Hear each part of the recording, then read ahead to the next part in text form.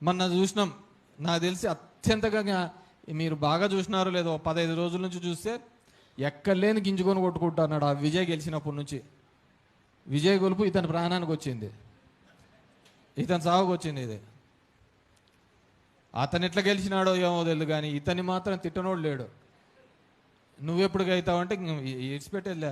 మనకేమన్నా క్యాడర్ ఉందా, మనకేమన్నా అంత ఆలోచన ఉందా, మనకేమన్నా అడ్మినిస్ట్రేషన్ తెలుసా?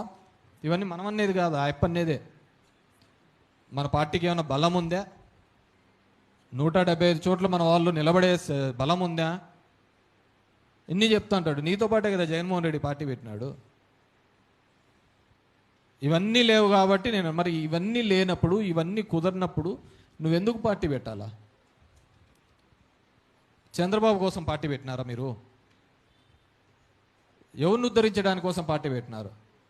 ఈరోజు చంద్రబాబును ఉద్ధరించడానికే కదా మీరు పార్టీ పెట్టినది. నిలువెత్తు ద్వేషం వైఎస్ఆర్ మీద కావచ్చు, జగన్మోహన్ రెడ్డి మీద వైఎస్ఆర్ విపరీతమైన నిలువెత్తు ద్వేషం ఇతనికి.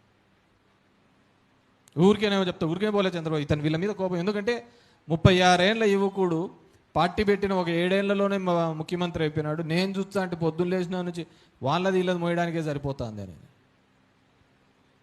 ఆ నిలువెత్తు ద్వేషం. మొన్న ఏడో తెలంగాణలో పోయి చెప్తాడు, నేను రాజశేఖర రెడ్డిని ఎదిరించినాను, నా గన్ను కూడా ఇచ్చేసినాను, ఇది ఇదని. ఎందుకు గన్ను ఇచ్చినది? మీ అన్న కూతురు కంప్లైంట్ చేసింది, ఈ తిక్కలోడు నన్ను చంపుతాడు ఎప్పుడైనా అని చెప్పేసి.